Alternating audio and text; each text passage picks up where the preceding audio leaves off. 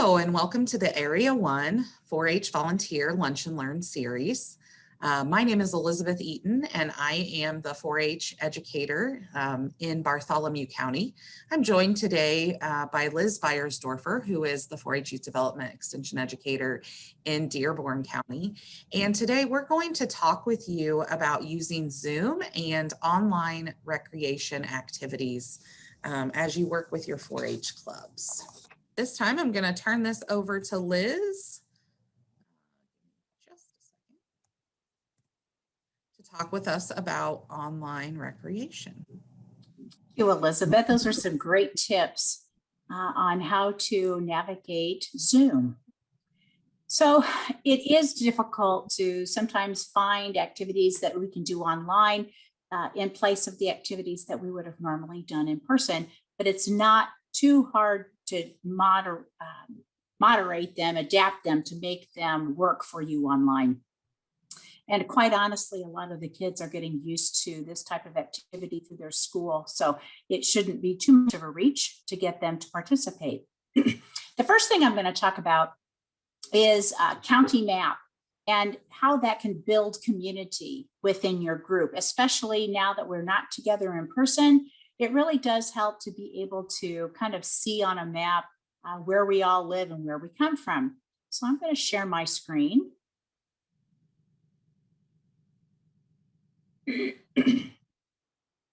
And what we should see here is a county map of Dearborn County. Elizabeth, are you seeing that?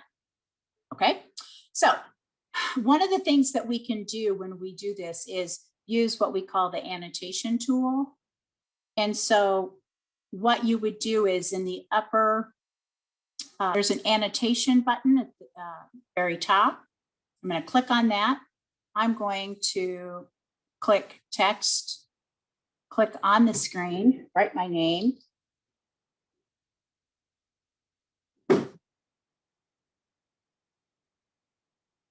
And there I am.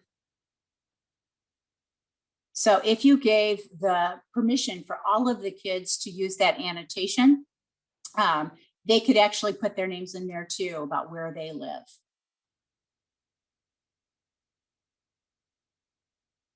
Okay, sorry, Elizabeth, if you wouldn't mind going back. Another thing that you can use is the Bingo Baker.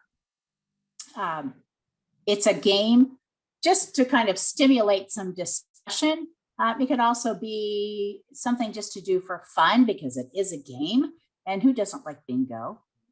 And there are some free options for this too. So ready-made bingo cards can be customized at a site called Bingo Baker. They can be played online by sharing the link with others and clicking on images. So what that means is that you go to bingobaker.com and you can search for whatever topic you want, or you could even create your own bingo card.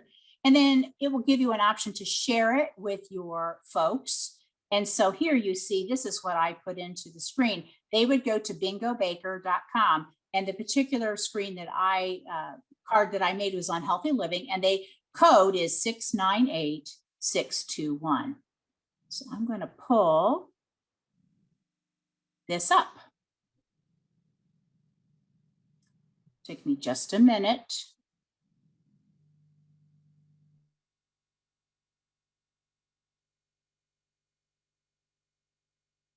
So you should be seeing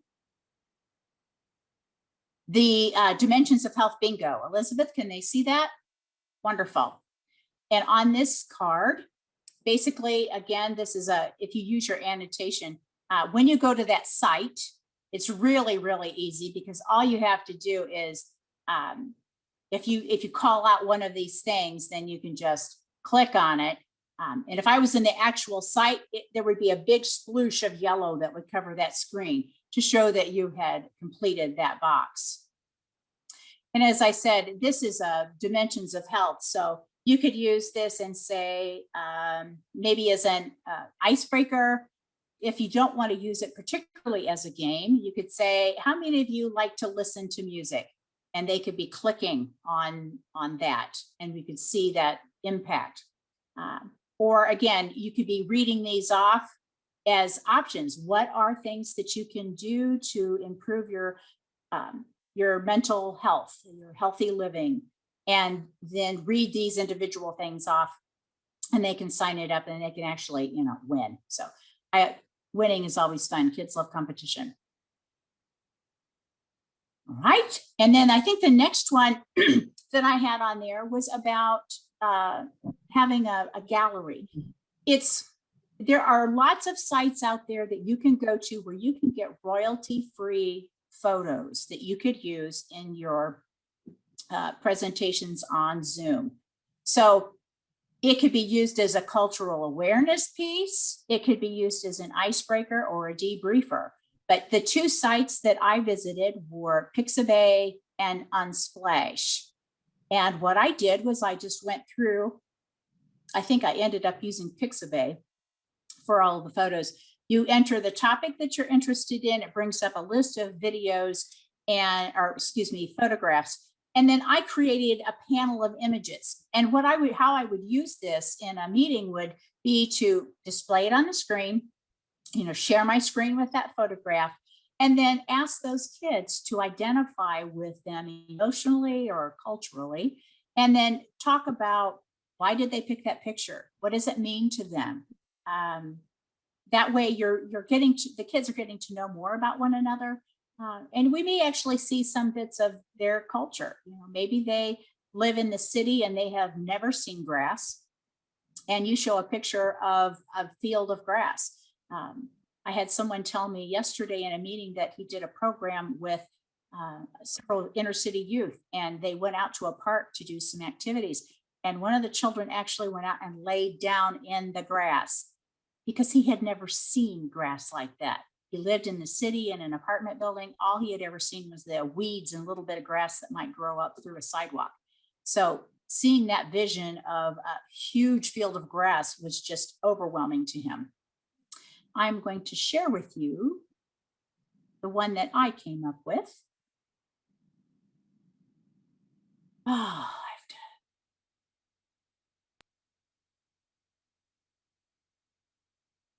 well, if I can find it, we will.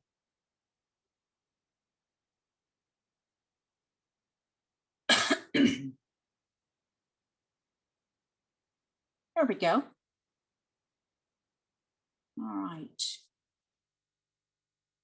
Elizabeth, can you see that gallery or not? Gallery of pictures? I can't see the whole page. Okay, I'm going to try to readjust. There we go. Perfect. There we go. So the theme that I chose was nature, because I love nature.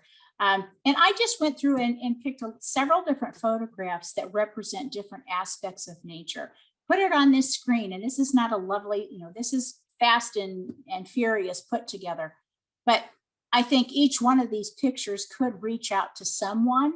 And again, all we have to do is have kids, ask them to unmute and share which one of these pictures means something to them, which one do they connect with, and why. Or you could use it, just as which one, where would you like to be right now? So there's a lot of different ways that you could use this particular video. Right. Stop my screen. If you wouldn't mind sharing again, please. Okay, and we'll go to the next screen, please. And I'm sure you've heard of this, would you rather, or have you ever questions. There are so many of these prepared lists that you can find on Pinterest, or if you just Google, would you rather, you'll come up with a whole bunch of different lists of questions that you can have. And the gist of this is, would you rather eat chocolate covered insects or baby eels? But yeah, it's just kind of an odd one, but I have eaten baby eels actually. Anyhow, what you can do then is have the people stand up or sit down in response to their question. And that also helps getting people moving, getting some body movement during that meeting, because sometimes, if you sit for more than an hour, you start to go crazy. You really need to do a 5-minute body break when you're in those long meetings. But even in a short-term meeting, this will be something that will be fun and getting moving.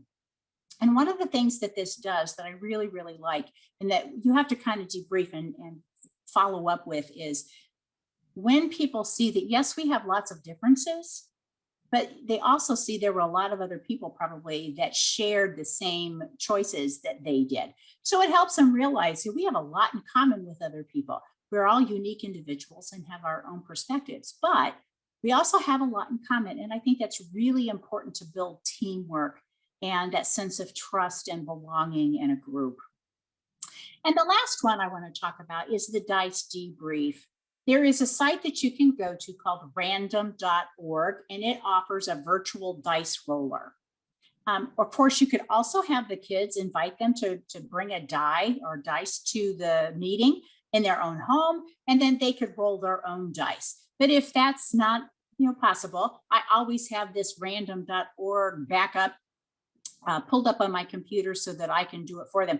And it's very simple. There's no charge. You go to random.org, you select one dice or two dice. And in this particular instance, we want to use one die. And then it's going to provide debrief questions based on what their role was. So I'm going to share my screen again.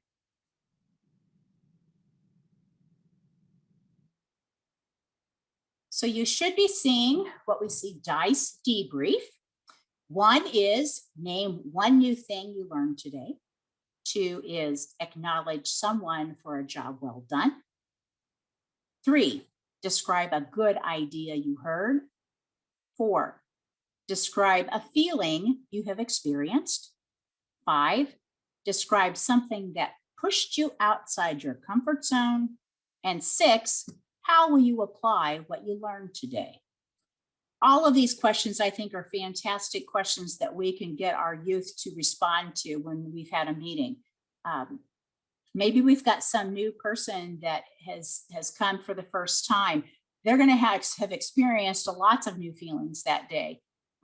But all you have to do is have them roll the die or use the random.org and choose the statement that goes with the number. So